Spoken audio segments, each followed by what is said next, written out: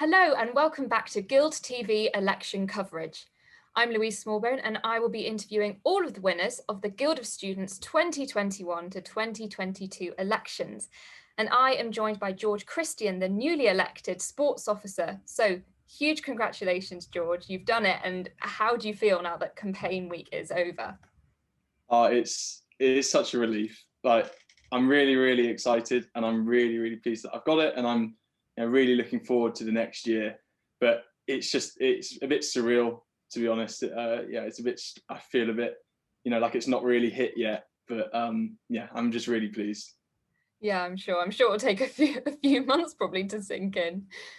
So what particular policies has the current officer, Rob Hegarty, achieved this year and implemented that you think you kind of want to carry on and continue into next year?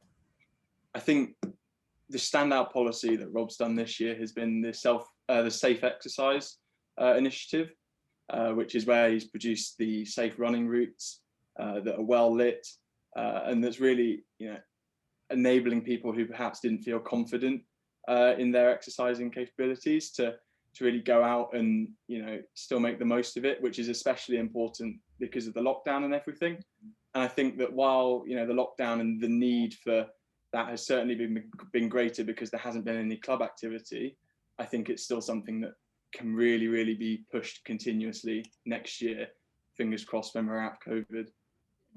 Absolutely. And obviously, sports have been affected by the pandemic this year, and in particular sports societies, and some of them haven't even been able to have any kind of sessions. What kind of support are you going to be giving those societies, the smaller ones, the bigger ones, in order to kind of transition back to face-to-face sport again? I think something that's going to be really important is the communication side of things. Over the summer is a really great opportunity while we've got committees and that are organised and people that aren't having to do subject work.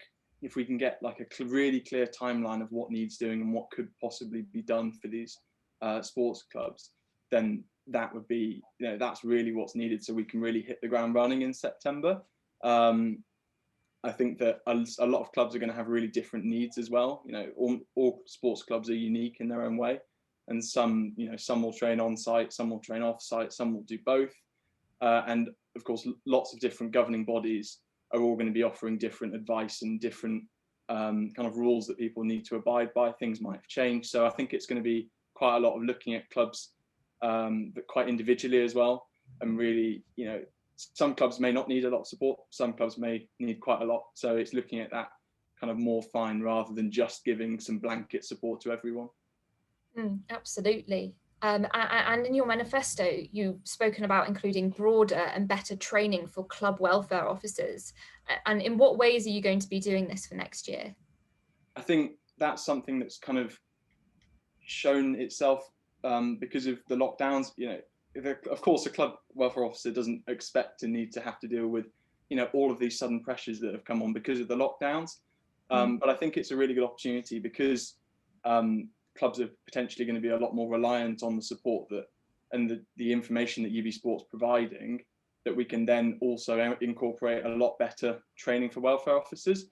So, for instance, there is some really good welfare officer training currently. So, for example, there's the mental health first aid course that's on today, but there are other sections that can be improved. So, for example, on the club development portal on Canvas, the mental health training that's kind of readily available to all committee members, not just the welfare officers, is quite lacking. And then the sections that it does have, it doesn't take into account some other factors that we are going to start seeing next year that we haven't this year. Things like selection pressures for people that don't get selected for teams. These are things that we potentially haven't seen this year, but we are going to need to think about next year when we start doing things again. And another big part of your manifesto was focused on parasports. And can you talk through the policies that you've outlined in your manifesto regarding parasports? Yeah, so there's kind of two facets to that. The first one is that there has been some amazing work done this year by Imogen, especially kind of almost catalysed by the introduction of more BUCS sports that you're able to do as a para athlete. And I'm really keen to speak to a lot of clubs and kind of enable the clubs to make decisions and enable them a lot more, so that, you know, if a club wants to host adaptive training or adaptive tasters for its members, and that would require, you know, a change in organisation. It would require a lot of information for the club.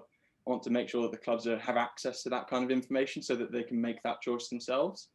I'm also really keen across the board to really improve the support that's there for students with invisible disabilities. So, for example, I'm actually type 1 diabetic, and that has a huge impact on my training and how I do sport. However, it's something that actually goes completely unnoticed a lot of the time, despite the fact that it has a big effort on the way I do things. So that's something that, you know, there will be a surprisingly high number, I think, of people within sports clubs who will resonate with that for whatever reason if they're struggling. And I think that's kind of identifying these people in the clubs and going, okay, we're here to, you know, what do you want, basically? And, you know, it be that through some club feedback, surveys, whatever, we find out what's needed and then we can offer it, rather than kind of just letting them tick by, because it is harder for people with invisible disabilities to reach the same levels that other people do. And I think it's only fair to offer support where it's needed. Absolutely. I think that's very paramount. And thank you for your honesty, and thank you for today and for answering all those questions. And I wish you the best of luck for next year. Hopefully, with some normality, sports clubs can go ahead as they have done in the past. So thank you ever so much, George. Thank you very much. I'm really looking forward to it. So fingers crossed it can all happen.